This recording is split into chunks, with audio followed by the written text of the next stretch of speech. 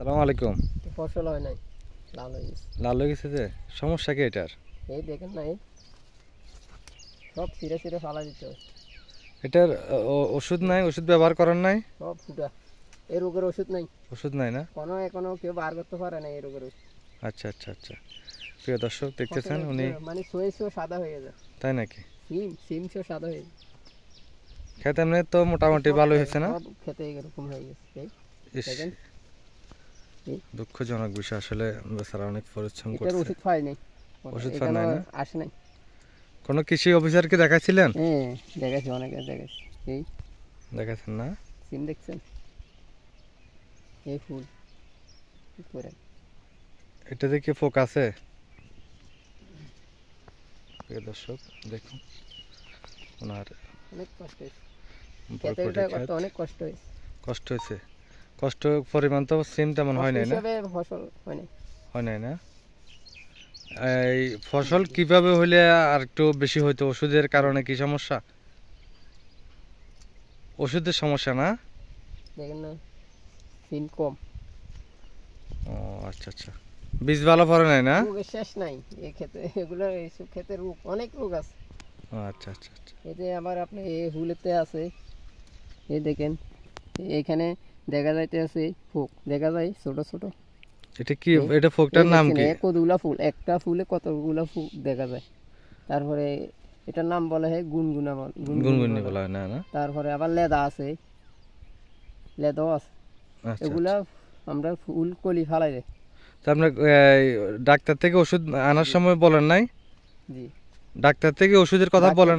আমরা ডিলার থেকে বলি, ওষুধ দিই, কাজ করে না। কাজ করে না? একবার জায়গা সবার আনি, তারপর কাজ করে না, টেকা যায়। এক এক মারে আপনার 800-900 টাকা ওষুধ লাগে। আচ্ছা, আমি দর্শকদের উদ্দেশ্যে বলবো এবং কৃষি কর্মকর্তা যারা রয়েছেন, আপনারা মনোয়ারখিল এই বাইটির বরকটি খেতে এসা একটু যদি তদারকি করে যান। এরা কৃষকরা কিন্তু পরিশ্রম করে ক্ষেত লাগায়, কিন্তু পর্যাপ্ত পরিমাণ ওষুধের কারণে জিনিস নষ্ট হয়ে যায়। এই যে প্রত্যেকটি গাছে কিন্তু লাল ব্যারামটা, হলুদ ব্যারাম হয়ে গেছে। এটা আসলে খুবই খারাপ রোগ। এটা আসলে এই যে বরকটি নামার সময় ব্যারামের কারণে কৃষক খুবই হতাশাজনক। দেখি দেড় হাত না? আরো বড় হয় না? আর একটু হবে না?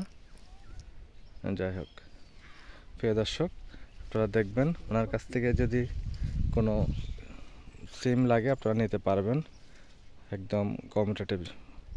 এ পর্যন্ত কত টাকা বিক্রি করেছেন? কত টাকা বিক্রি করছেন এ পর্যন্ত?